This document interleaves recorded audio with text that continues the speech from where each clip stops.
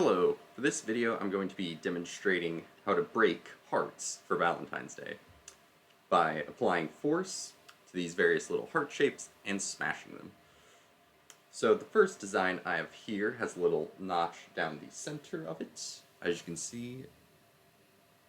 And so I'm going to apply a force down the center and attempt to break it. I'm going to be doing this on a 2-point bending style, where I will clamp each sort of lobe of the heart to each side and press down on the center.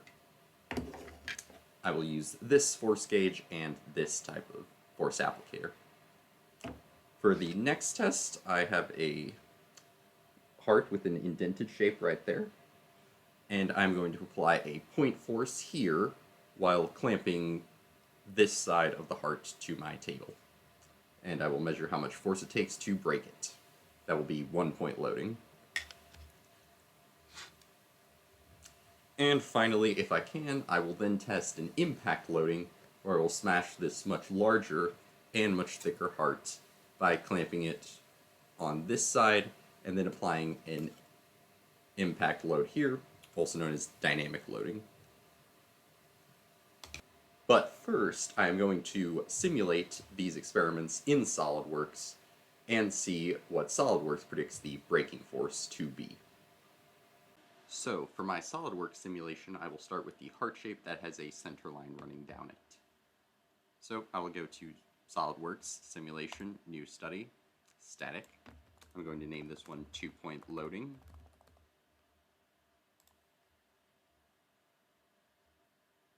For my fixtures, I will rotate to the back of it.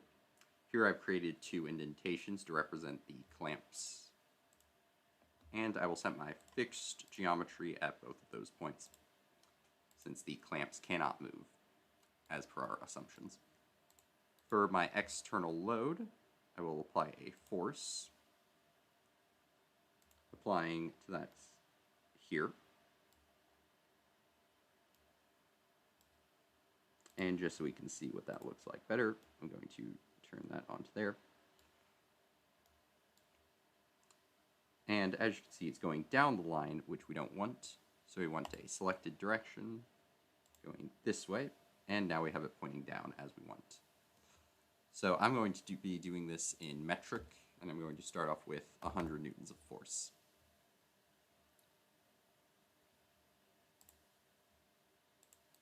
For my mesh, I'm going to create as fine a mesh as possible to get the most accurate results.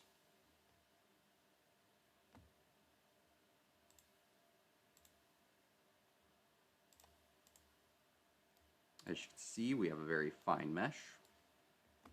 And now we're going to run the study.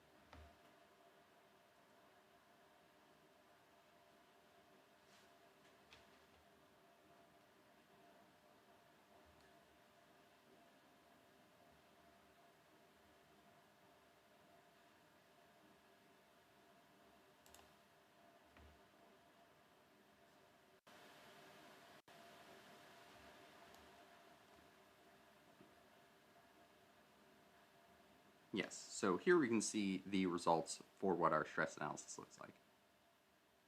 As you can see, it caved upwards near the clamps and pressed downwards here.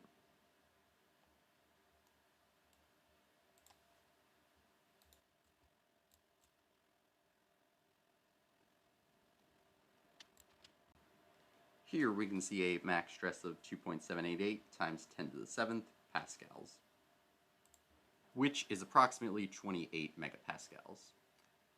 And the yielding strength of PLA is approximately 30 megapascals.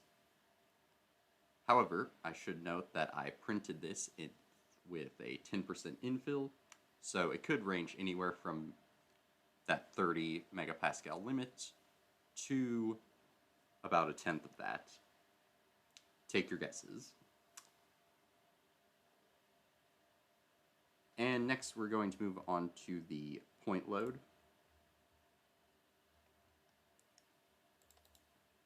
So we're going to edit the material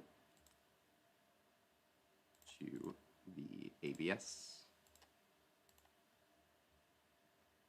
simulation, new study, And we're going to name this 1-point loading.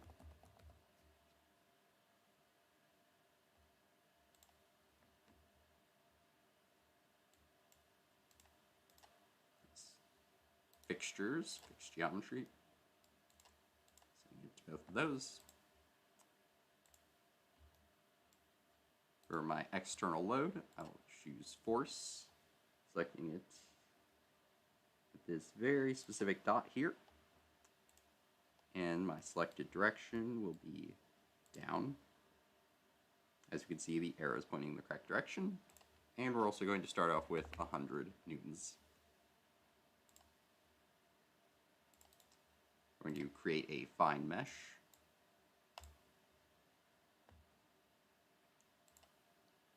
And now we are going to run the simulation. Yes, for this we're going to assume small displacements, because we're assuming it is going to break before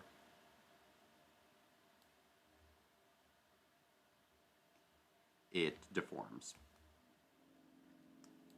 So we're going to edit the definition to show us the max stress. So here we have approximately 1,000 megapascals of stress. So that is a lot. However, it is only on our this very specific hole here that is trying to punch through. However, our plastic is going to bend and be a lot more different than that. Perhaps we should edit our assumptions and our geometry. So for this one, I'm actually going to edit this extrusion here and make the entire left side of the plane a fixed geometry.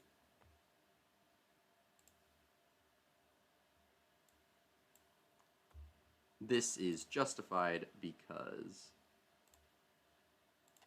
most of the heart shape will be lying flat against the table, so it will be unable to move. And here you can see we have a very slightly offset side here. And so we're going to create a new study.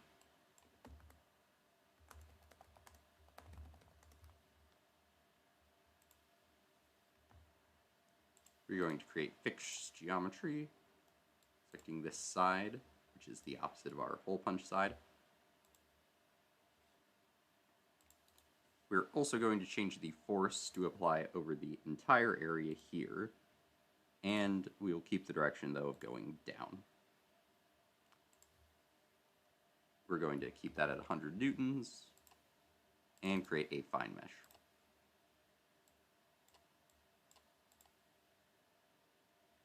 And once that finishes, we are going to run it. Assume small displacement. And here we can see the point where it wants to break.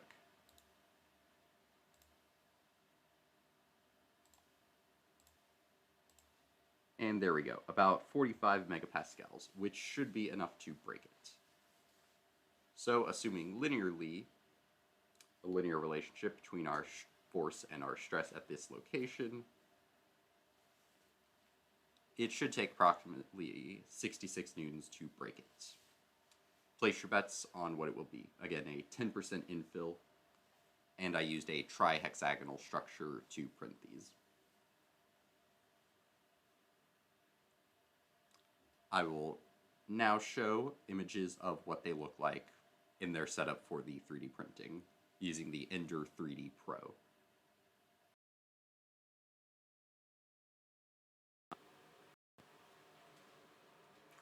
Okay, I would like to start by saying, do not try this at home. I am a trained professional. So,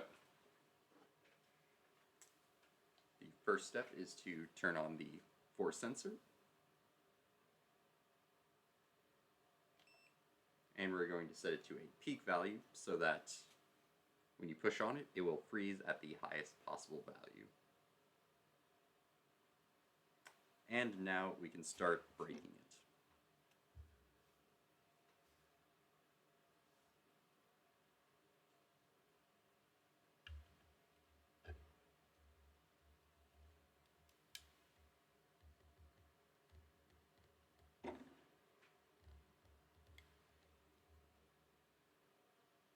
We're at 148. And now we're going to apply some weight to it.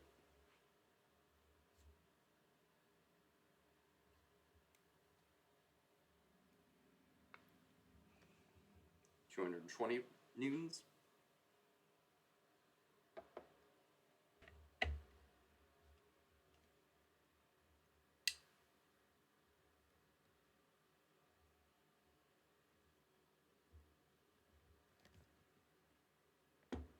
You can see it's starting to cave in. That's the large deformation.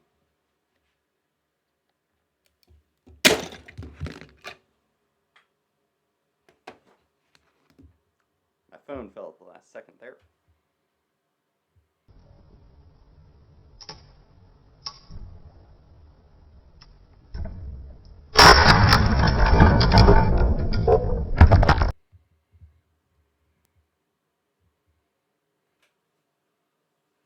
And when we unclamp our specimen,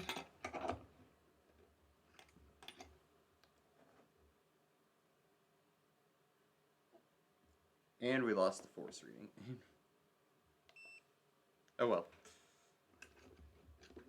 That likely suggests that it went above the 500 Newton limits of our gauge. Smashed.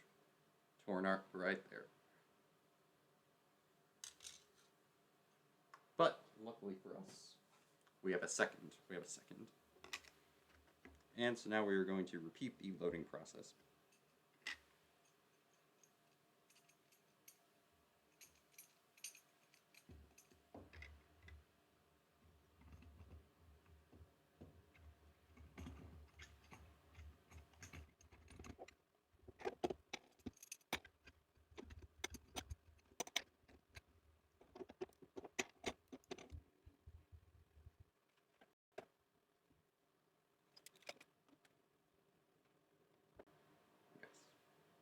So once again, we set up the pressure gauge, and it is recording our peak value.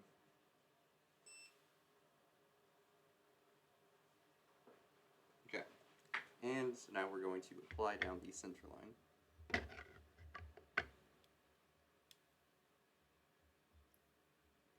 160 newtons, 200, 250, 260, 288,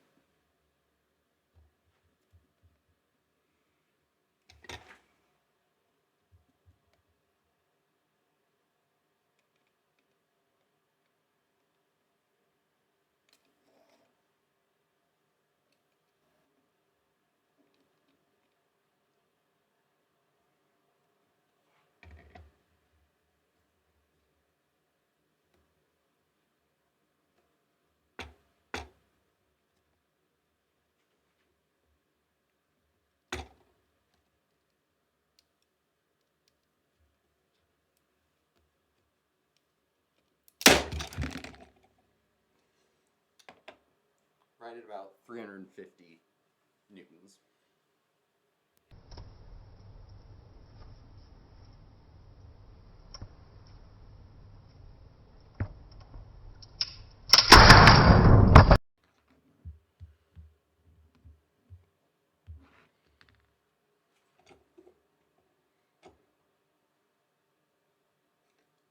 And just so you can see what that looks like from above,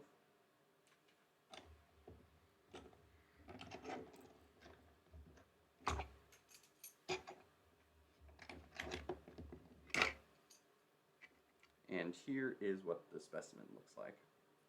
This part actually remained well attached, just broke right there and allowed the pressure gauge through. And so now we will set up our next one.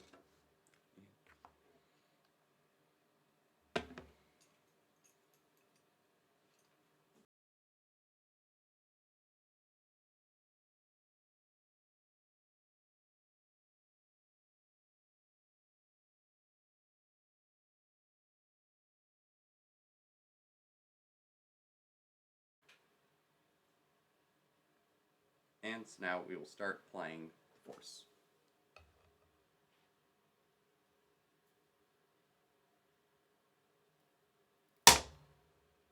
57.5 newtons, and it snapped.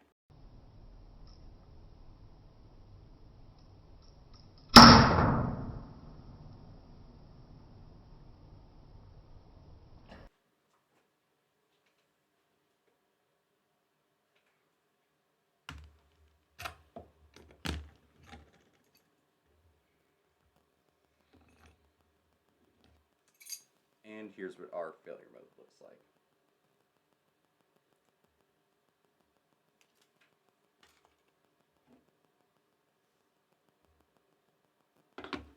And now for our final test, which is going to be impact loading.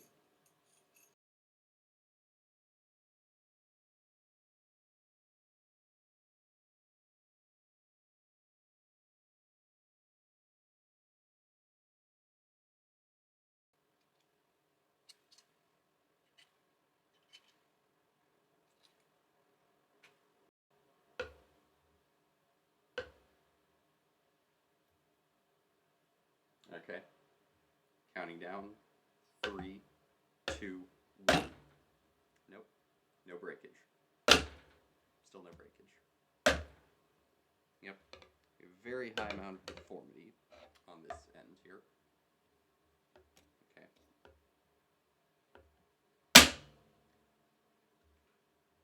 And there we go. Dynamic loading.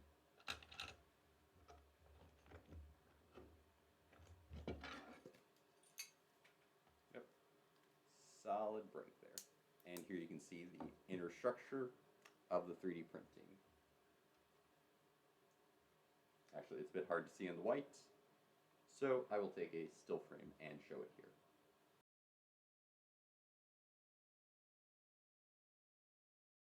So that was our static and dynamic testing of how to break a heart for Valentine's Day. Now remember, stick to breaking plastic hearts, because when you go around breaking people's hearts in real life, you can't always put them back together. Comment below any exes' names you hate, and I may write them on one of these various hearts and smash them for public viewing. Have a great Valentine's Day.